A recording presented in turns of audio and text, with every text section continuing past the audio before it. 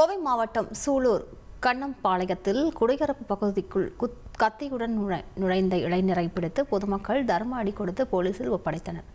கூடுதல் விவரங்களை செய்தியாளர் நவமணிகண்டன் வழங்க கேட்கலாம். நவமணிகண்டன், என்ன நடந்தது? விவரங்களை பதிவு பண்ணுங்க.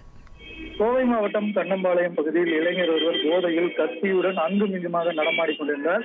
இதை பார்த்த அப்பகுதி மக்கள் சந்தேகமடைந்து அவரிடம் விசாரிக்க முயன்றனர். அப்போது அந்த இளைஞர் கேள்வி கேட்டவர்கள் அடிக்க முயன்றுள்ளார். இதனால் ஆத்திரமடைந்த பொதுமக்கள் அந்த இளைஞரை பிடித்து தர்மடி கொடுத்தனர். அவரிடம் சோதனை செய்த போது அவருடைய பாக்கெட்டில் கத்தி இருந்தது தெரிய வந்தது. இதனால் அதிர்ச்சியடைந்த பொதுமக்கள் அவர் கைகால்களை கட்டி வைத்து மீண்டும் தர்மடி கொடுத்தனர். பின்னர் சூலூர் காவல் நிலையத்தில் இது குறித்து தகவல் தெரிவித்தனர். தகவலின் பேரில் சம்பவ இடத்திற்கு வந்த போலீசார் அந்த இளைஞரை காவல் நிலையத்துக்கு அழைத்து சென்று விசாரணை மேற்கொண்டனர். விசாரணையில் அவர் தஞ்சாவூர் மாவட்டத்தை சேர்ந்த சேகர் என்பவரின் மகன் உதயகுமார் என்பதும் கண்ணம்பாளையம் பகுதியில் உள்ள ஒரு தனியார் நிறுவனத்தில் வேலை செய்து வருவதும் தெரிய வந்தது.